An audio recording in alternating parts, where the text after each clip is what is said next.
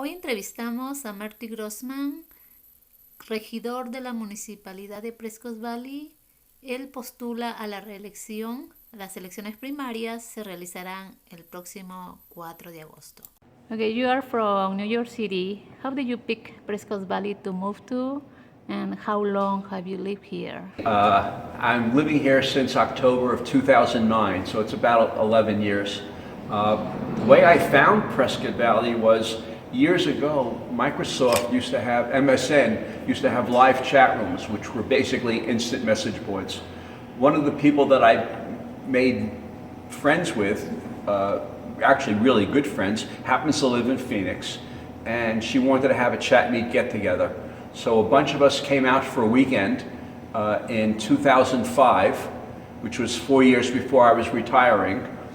And over the weekend, one of the conversations that we had was, where do you want to retire to? And I hadn't thought about it much, but the criteria that I laid out was, I wanted a place that wasn't drastically hot in the summer, drastically cold in the winter, and it had, it was drivable to a ski area. That was how simple my requirements were at the time. And so she mentioned this because her husband is from nearby, and he's from the Verde Valley, and Murphy's is his family's favorite restaurant. So when we went home after that weekend, I checked it out, and this area really did fit what I was looking for. So we did it again in 2007. We had another chat meet get together. I came out here a couple of days early. My friend, her husband, and I drove up, met with a real estate agent that I made contact with. He showed us around, and I said, yeah, this is where I'm going to retire to in 2009 when I retire. And, everything fell into place. And, I retired in February, came out here for July, found the house, and I was living here from October on, and it's great. I love it. You spent almost 30 years with the post office in New York. Every job teaches something. What are one or two principal things you learned from that? Yeah, it was 30 years. I was a letter carrier, which means I was outside, in the communities. One of the things about where I worked was in Flushing, New York, which is in Queens, and it was such a diversified community. We had more people represented in that community than there were represented in the United Nations. So you learn different languages, different religions, different just ways of doing things. And you learn to get along with a variety of different people. So it was really nice to be out there and learning all these things, all these things about people, and just get to know how to deal with different people, accept them for who they are. Don't try to label people. Just, you may or may not agree with what they believe in or how they do things, but you have to accept them for who they are, and some people you make friendly with and others you don't. You have served 2 terms as council member. What are your one or two best accomplishments? Accomplishments as a town council member, wow. If I had to go back and look at one thing that I was part of and we passed, that was probably the biggest accomplishment, was a few years ago we passed that half-cent sales tax. And what that half-cent was allowed us to do was to dedicate an extra $2.5 million a year to our public works department so they could bring our road maintenance back up to where it needed to be. We were running at replacing every street every 9 or 10 years, and it was designed so that we would replace them every 4 or 5 years. And we were starting to fall apart. Had it gone any further, the substructure of our roads would have been greatly diminished, and that would have been a $58 million bill to fix everything. So this year, because of that half-cent sales tax, after this year, we will be back on a 5-year rotation of being able to chip seal every street. Also part of that half-cent sales tax went towards the hiring of 8 police officers.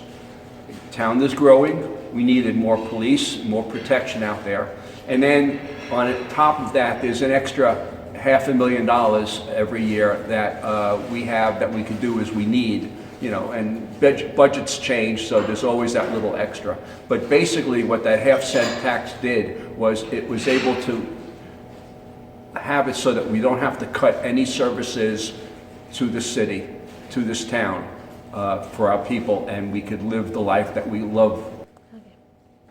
You are now a town councilman. Why are you running again? I would love to serve a third term. I really love doing what I do. I'm out in the community on a regular basis. I think I serve our community well.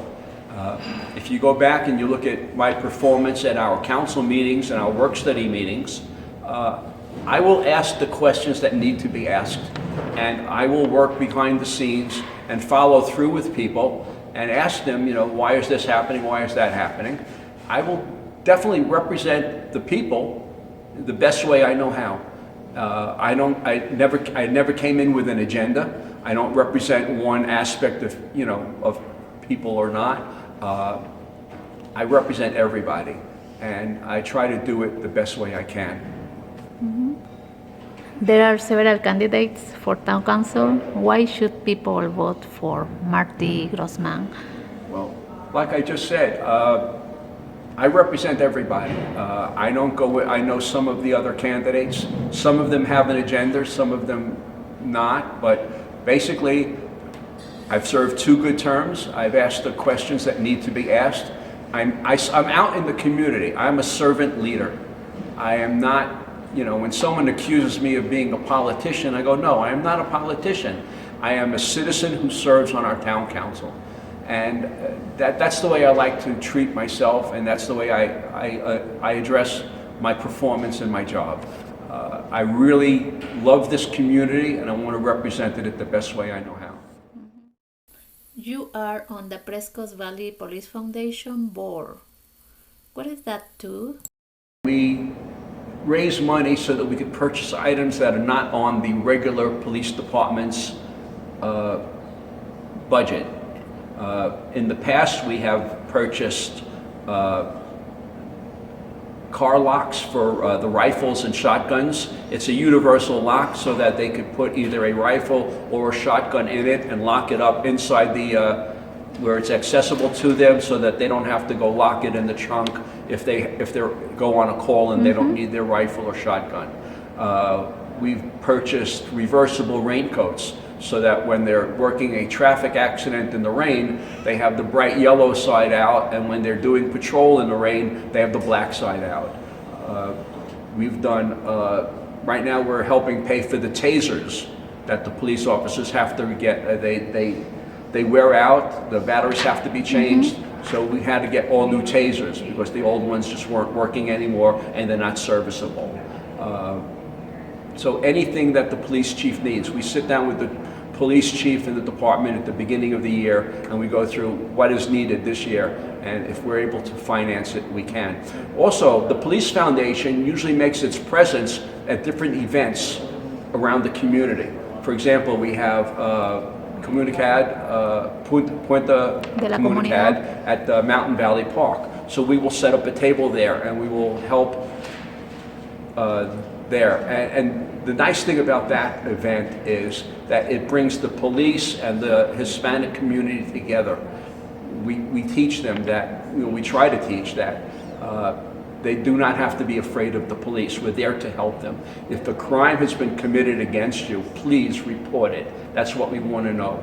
Okay? There are many other events that we have around town. We just had the drive-in movies, or we have some other function, New Year's, July 4th.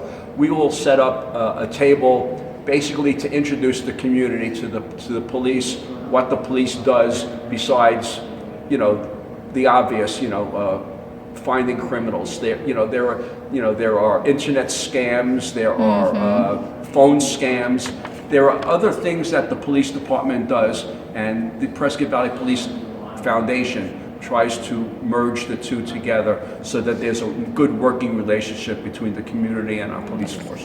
Okay. After the pandemic, do you see changes coming to education? Yeah, education is high on my list of priorities. I'm the liaison to the school board. I'm also on the Humboldt Education Foundation. And through those affiliations, I get to know what's going on in our school district. Even though the town doesn't directly give any money to the school board, they generate their own money through property tax. But we do work closely with them because the children are our future, okay? And we want them to get the best education that we could provide. Regarding the pandemic, if the schools have to open, there are CDC guidelines that will be a burden to every school district. I read a report this morning that it's going to cost every school district a minimum of $2 million just for the items that they will need to keep up with the CDC guidelines. You know, gloves, masks, sanitizer, extra personnel. You know, you're going to have the schools cleaned 2 and 3 times a day instead of once a day. You're going to need more nurses. You're going to need more teachers because now you have the spacing. So you can't have 40 kids in a classroom. You can only have, let's say, 15 kids in a classroom. So you have to provide more classrooms, more teachers, and more materials for them to learn. And if the school it's going to be very open, they will get our school board and we will have our governing board. They've been very creative and very inspirational. And you are involved with Nextdoor, an online community blog watch. How does that work and how can someone find out more? Nextdoor is very easy to find. It's an online community. You just go to nextdoor.com and find out what community you live in. There are close to 20 Nextdoor neighborhoods in the Quad City area that I'm aware of. I am a lead in one of the neighborhoods. They're not just the planned community, like I'm part of the one in West Tranquil, which is off of Robert Road behind Robert Road Baptist Church. Like I said, there are almost 20 communities. What they do is basically it's an online block watch and community information center. Besides block watch activities, you have, if somebody found a dog or a cat or they could go right online and say, listen, we found this dog. They'll usually take a picture and post the picture, and usually within a couple of hours the owners are found or the circumstance for the dog being out there is realized. If there are, let's say, bobcats running around or wolves, that goes on there. If there are people going around knocking on doors trying to solicit or scam people, we could report that. If they happen to find out that it's a legitimate, charity that these people are knocking on the doors because they've called the police department and they verified it, that goes out there too, saying, listen, there are people coming around for so-and-so charity, they're okay, if you want to contribute or help them out, that's great, but they are legitimate. And that's basically what it is. It's a great way to find things online, and it's an immediate thing because people are on there all the time, and it encompasses a very large community area. In your viewpoint, do you think Prescott Valley is prepared for an economic downturn after the pandemic? Yes, we are very well prepared. The recession that we had several years ago really prepared us. At the time, we had put over $20 million into a rainy day fund, and that got us through the recession. Prescott Valley didn't have to fire anybody or lay anybody off. They took certain measures, to make sure that we had enough money to be able to provide the town with all the services that were needed: road repair, police, safety, and we are prepared again. We have over $20 million in a rainy day fund. We've already, back in February, we cut some budget items, no raises, we didn't hire anybody new. If somebody left, we didn't replace them, only if it's a high needed position. What would we hire somebody and replace them? We are very well prepared. We've already cut next year's budget and spending. We're not going to be paying for any trips by council or staff to go any conventions or anything like that. All unnecessary spending has been cut. We've also cut budgets by 5 and 10%, and we are in a very good position to take care of the services in this town. How can you encourage people to participate in the census? The census, it's so important. We're talking millions of dollars to the town, okay? What they ask for basically is how many people are living in your house, and that's all they want to know. They want to know how many adults, how many children. Anything beyond that, we don't go into names, birth dates, or anything like that. And you could do it totally anonymously. All you have to do is go to census2020.gov, I believe, is the address. You go to the website and just fill out all the information. You don't have to give, again, there's no personal information given, and it means so much. It means money for education and money for roads, police, and a lot of services that are given to the town. It's money that's your money coming back to us. Okay, if you live here and you're paying taxes, it's your money, and it's just coming back to us for services to be able to provide to everybody. If we have an extra 20,000 people that moved here in the last 10 years, we want to be able to provide the proper services for them, and we want to have the money from our federal government that we have earned. Basically, the town has earned it by you being here, and we just want everyone to be counted. If no information goes to immigration or anything like that, we just want a number, that's it. How can people contact Marty Grossman? Well, that's real easy. Just go to reelectgrossman@gmail.com, or you could call me, 928-830-9927. That's my cell phone. What is your message for the community? I've served on the council for 2 terms now, and I really enjoy doing what I do. I think I serve the community well. I would very much like to serve a 3rd term. I think I've represented everybody very well. I've asked the right questions. I'm out in the community. I'm a servant leader. I'm not a politician. I'm out there. I will go into the middle of even a hostile meeting and answer the questions that need to be answered. Whether they want to hear them or not is their choice, not mine. But I will tell them the truth as I know it. Thank you so much. Thank you.